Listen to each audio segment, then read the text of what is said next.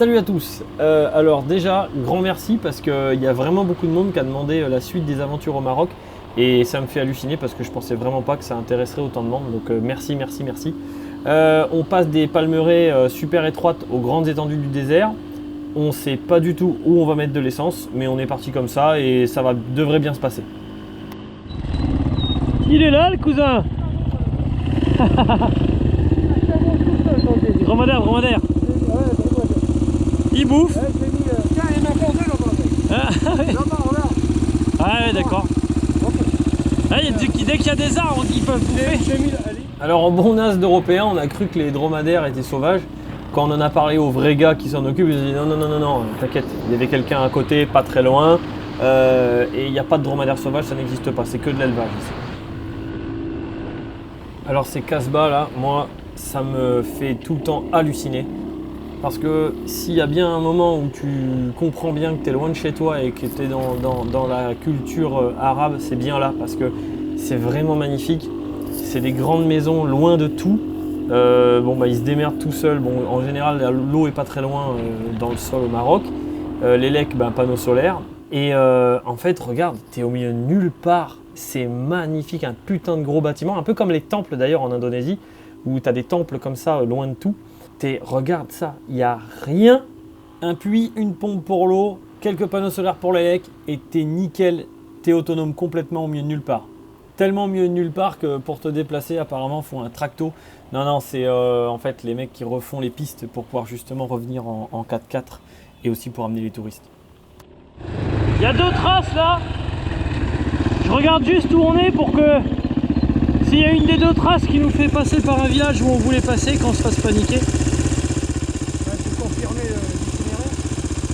En fait, à chaque fois, tu as plusieurs traces, ils te proposent plusieurs trucs. Ouais, ça revient au même. Ouais. Elles reviennent au même endroit après. Hein? Ouais. C'est cool, hein? C'est énorme. C'est énorme. Est-ce qu'il y a du dépaysement par rapport à Éclaron? Allez. Quand tu roules sur tes grandes étendues, là, c'est là que tu vois ce que c'est la liberté à moto. En fait, là, c'était depuis 10 km comme ça. Tout plat, rien, tu peux fermer les yeux, aller à fond, aller gauche, droite. Là, il y a quelques bosses, mais comme dit, ça fait 10 bornes que c'est comme ça, donc tu peux vraiment faire ce que tu veux sur la moto et la vue, elle est dingue, c'est vraiment cool.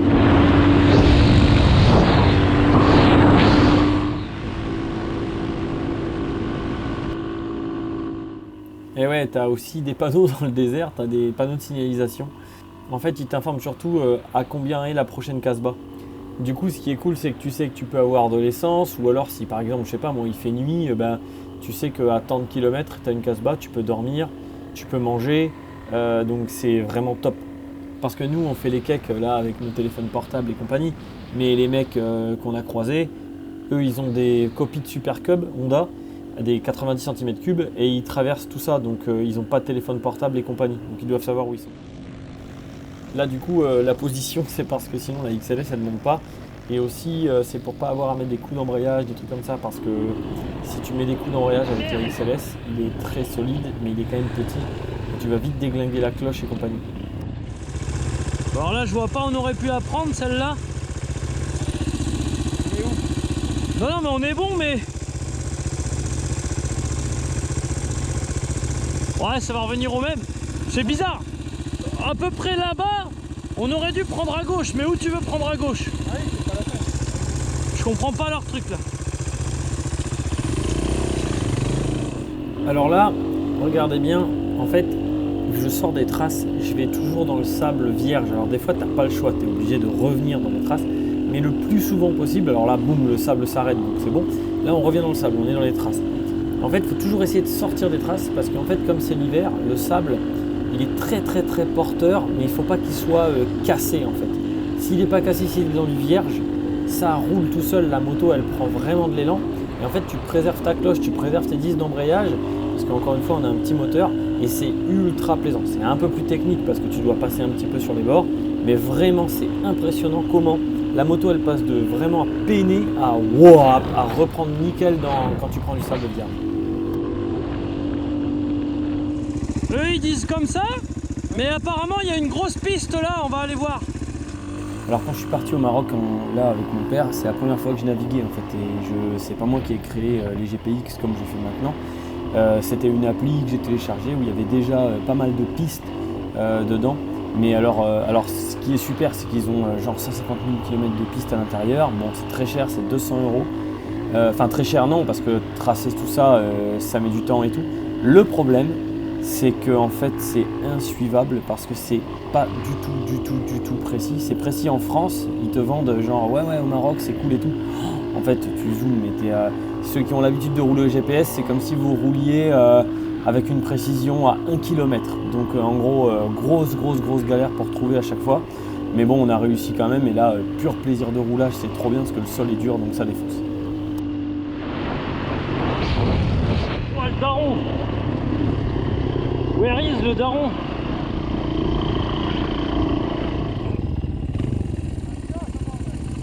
Où ça? Ah, c'est une maison, mais c'est pas le village. La trace est par là. Mais il y a peut-être une piste au milieu. Hein. Faut qu'on continue comme ça.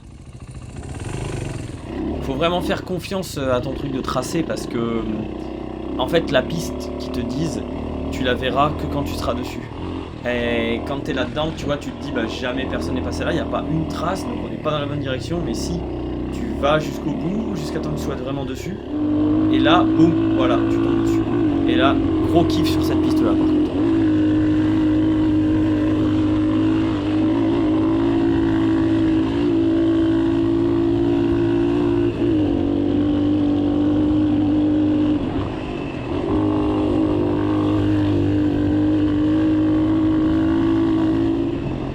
Le daron quand même.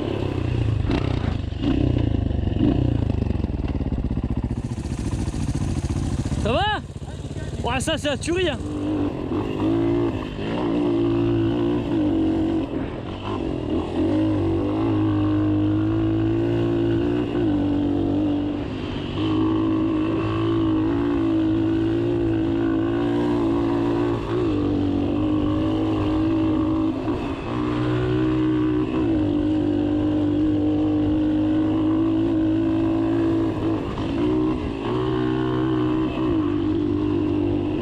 Hop, c'est bon.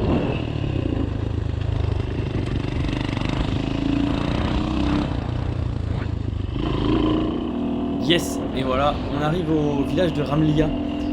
On espère trouver de l'essence ici. J'ai pas trop regardé, mais je pense que ça fait 100 km, entre 100 et 150 km qu'on est parti. Première fois que le père il arrive dans un village du désert. Je sais pas trop ce qu'il est en train de penser, mais on voit que voilà, c'est pas le super confort quand même.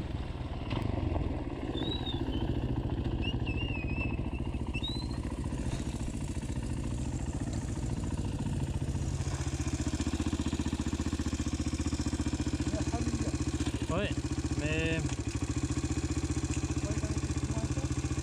Non, c'est bon, on y est. Juste pour trouver de l'essence ici. Je crois qu'il va falloir que je sorte les crayons. Oh putain. Bonjour.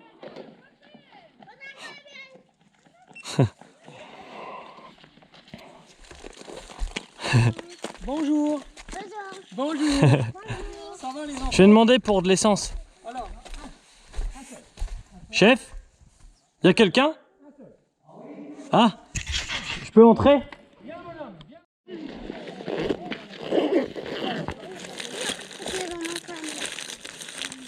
Je dois réparer.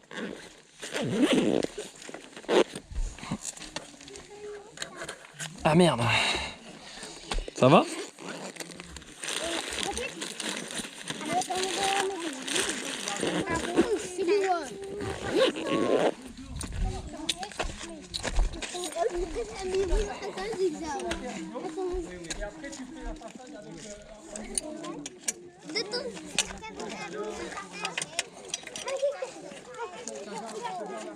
Bonjour. bonjour. Ça va? Ça va bien. Salut. Ça va bien? Ça va très bien et toi? Comment allez-vous?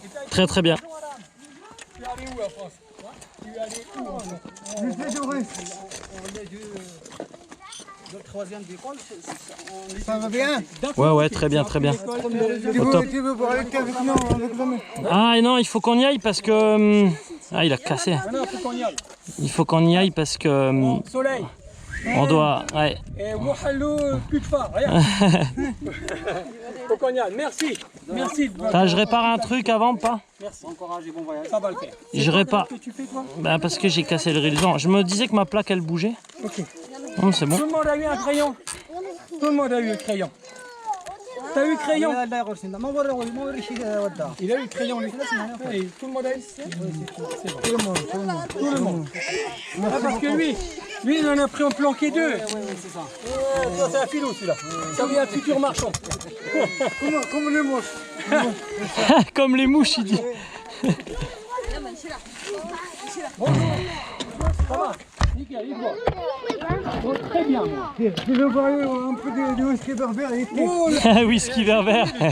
Je connais maintenant le whisky berbère. T'inquiète, je connais. Non, c'est bon. Merci beaucoup. Nous. À quelle France? Bordeaux, Paris? Paris. Paris. Ouais. À côté de Paris. Reims. Champagne. Il a de l'essence, le berger, là-bas? Oui, Ouais. il y a de l'essence, oui. Je vais. Oui. Bon, bah. Putain, il y a même la pâtisserie. Où? Il a dit que t'étais au restaurant. Ah ouais? Bonjour. Ça va et toi? Bien. On cherche Ahmed. Ahmed, c'est moi. Ah ben voilà. T'as un petit peu d'essence à vendre? Ouais, on a des sens, ouais. Ouais, t'as d'essence? Bonjour. Ouais. Bonjour, messieurs. Ouais, on est bien, on en a encore, mais c'est pour assurer le coup, on va jusqu'à Merzouga. Merzouga. Comme ça, au moins, on n'a pas à s'arrêter après. Il y a quoi, 80 km? Ouais, 80 km. 80, 85? Mais s'il y a juste On a fait ça, là, 60 km de piste, Ouais. l'autre c'est le goudron. 60, Ah oui, à la fin, ouais. À la fin, ouais. Mais, Ok. mais il y a environ de 20 km. on a fait 100 bornes. Ouais. 20 km avant le... Tu reviens sur la route et tu remontes vers le nord. Non, avant Tiens, regarde. Avant Taous. Bonjour. Maintenant, il travaille, Ah oui, je vois Taouz. Taous. Elle travaille la piste. Le goudron. Ça, c'est quoi ça? Ça, c'est une piste, le rouge là qui passe à Taouz, ça c'est une route en goudron? Non, c'est vers Taous, Ouais, tu vois, Taous. c'est la route là. Ça, c'est de la route en Ouais, goudron. ouais, goudron, Nous, là. il nous fait passer par la piste au-dessus. Tu Ouais. vois? Bon, après, on n'est jamais loin si on a un problème. Et là, tu vois, après, tac, il n'y a plus de piste. Et il nous dit bah, route et Jusqu'à maintenant. Camilia et Merzouga. Regarde. Ok. Combien de sens? Ça va, à mon avis, ça va faire 2-3 litres au plus. Hein. 5 litres. À mon avis, ça passera pas. Non. Ah, peut-être. Ouais. Eh oui, mais il m'a dit que t'avais pas de cheveux, toi. Ouais. Et il y a le bonnet là. Comment on fait? Malin, celui-là. Il est malin, lui. Il arrive de Tafraout, On arrive de Zagora là. Zagora. Ouais, on est parti ce matin de Zagora. Ah oui, on a fait Marrakech, Ouarzazate, Zagora. Passé dans la classe. Ah, Ah, il y avait de la neige, tout. tête blanc. Tout blanc. Ouais. Fais gaffe, ça ralentit. Tu vois? Il est soif, hein? Ah, il avait soif. Il avait soif. C'est les dromadaires, hein? On y est. Ah, tu vas voir, on va y... Choukran. Là, je connais la wajib.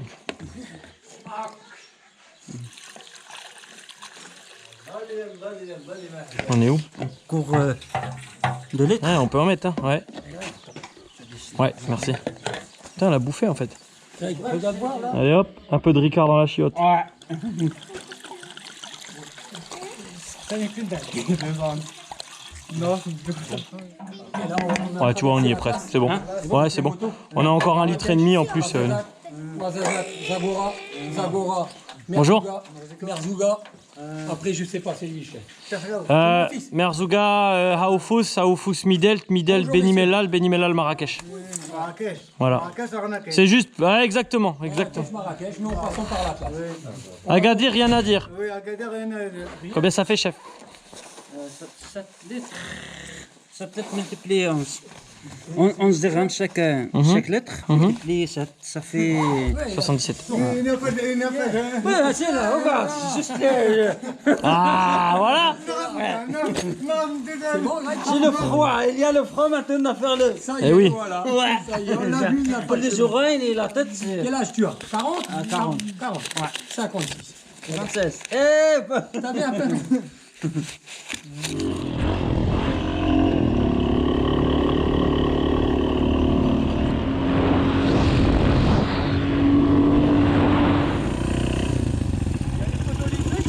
Ouais, en fait, il y a deux solutions. Soit on suit, la trace est là. Eux, ils donnent une trace par là, et c'est vrai que c'est les poteaux électriques, comme il nous a dit. Donc c'est parti.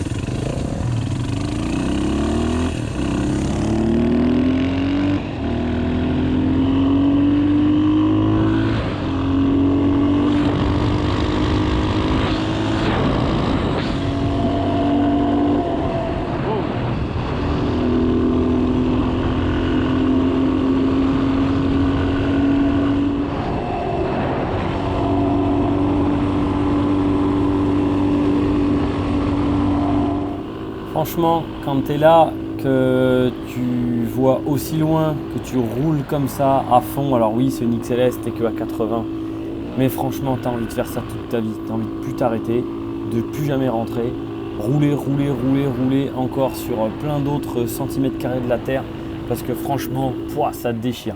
Et en plus, quand là, on vient te mettre 2-3 petites vaguelettes pour pouvoir faire quelques enroulés, quelques jumps, bon alors là, c'est bon, on n'a pas besoin de plus. Tu roules, tu t'arrêtes, tu manges, tu dors, tu repars et tu fais ça jusqu'à temps que tu puisses plus.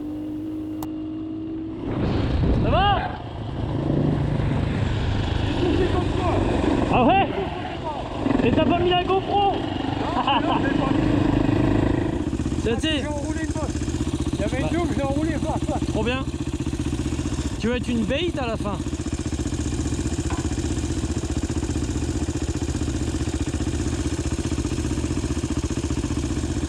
Voilà, c'est comme ça. Ça fait 15 secondes depuis qu'on est reparti. Ah, bah ça va le faire.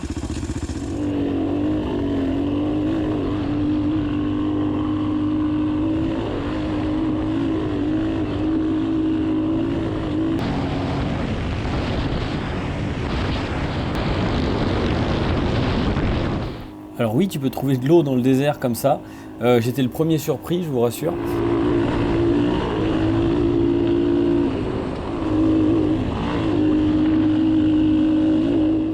Tellement surpris que dans pas long, on a failli s'embourber dans le désert. C'est quand même cool.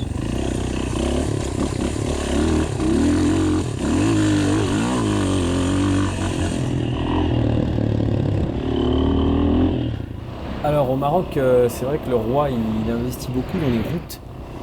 Et alors bien sûr quand tu fais de la moto, tu fais ah merde, il y avait une piste et puis maintenant il y a une route.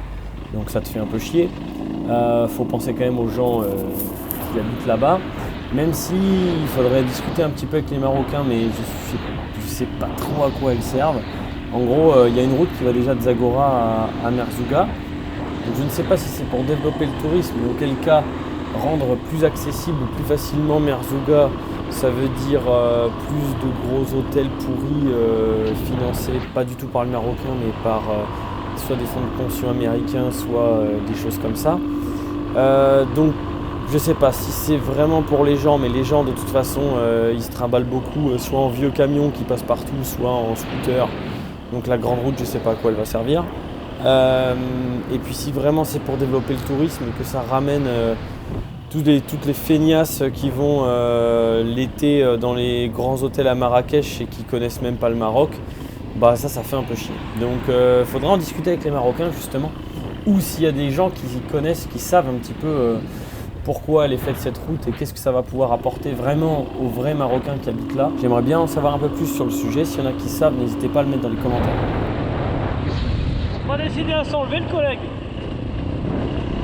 Il est là tranquillement. Il n'est pas attaché.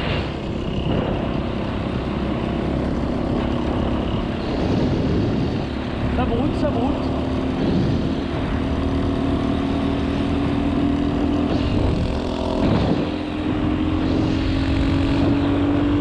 Alors là on arrive dans le petit village de Merzouga.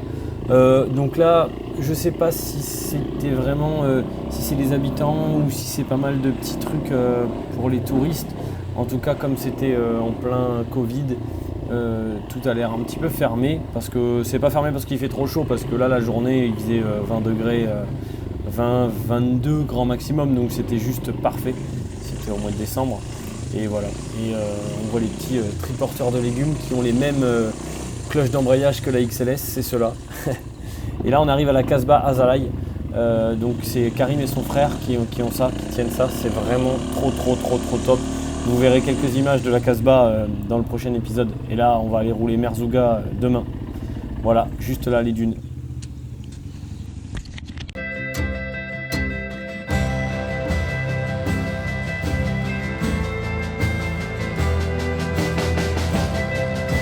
Bienvenue Merzouga. Merci beaucoup. Tu venais de la France? Oui. Ah ouais, bah là, non. Non, ça montera plus là.